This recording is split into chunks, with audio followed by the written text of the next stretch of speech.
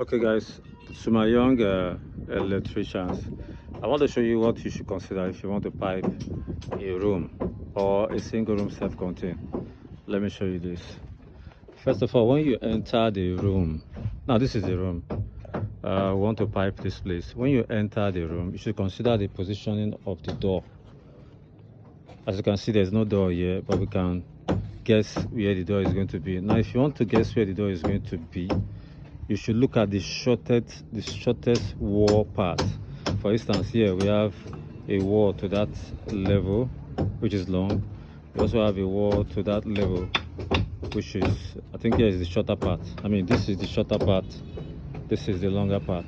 So in this case, the door, we will assume, or that's the principle too, but we will assume that the door is going to open to the shorter part of the room.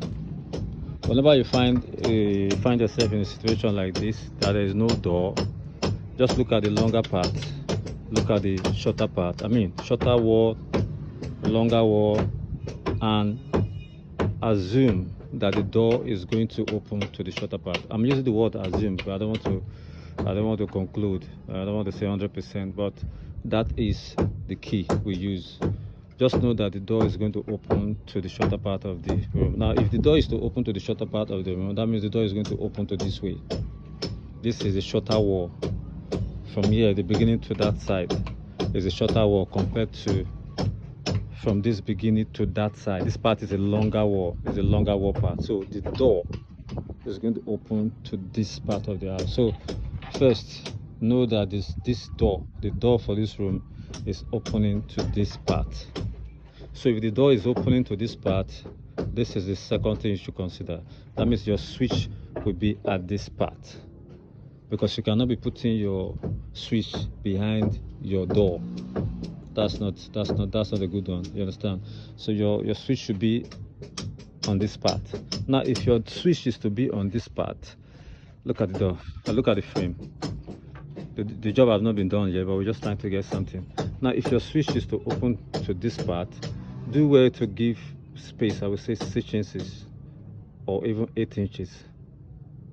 You understand? 8 inches, 8 inches from the tip of the block, 8 inches, to put your switch. This is the switch. This is how we put the knockout box. I'm saying the switch in this case. This, so that once you comes into the room, it shouldn't take you too much distance to get to your switch. Most times when you come from outside, probably in the night, the room will be dark and you want to put on your light, so it shouldn't take you too much distance. Normally the best principle is 6 inches, you understand, like I said, but 8 inches from this part is not bad. So we are going to be putting our switch here. By the way, we are doing half conduit in this case, so we are putting a single pipe. Depending on, you might decide to put 2 pipes, but in this case we are going to be putting a single pipe. And there's a reason why you might decide to use 2 pipes, while you loop to get another one here. I don't know if you guys can see what I'm doing, but let me do it like this. Let me put the switch here, let me shift it a little bit, let me put the pipe here, 1 pipe. I'm using a single pipe. Let me put it here. Then the second one, I'm going to be giving a 1-inch gap. Let's put the second one here. So this is going to be, this is a single pipe. This is going to be the positioning of our switch. I hope you guys have learned something here. Positioning of our switch. 1, 2.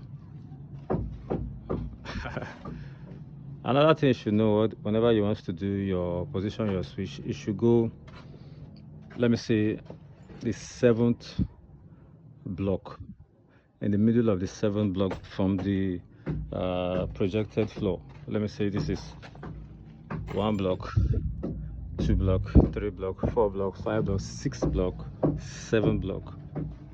Because if you put it, I don't want to be using 5 feet, 4 feet. No, I don't want to be using those discretion. 7 block. If you put it in the 7th block from the initiated floor, you're going to always get it right. I'm explaining this to my young electrician, not for those of you who are professionals, before you begin to start commenting what you do not understand. This is for young electricians. These are some of the shortcuts you use before you advance and you will still look professional. All right guys, thank you.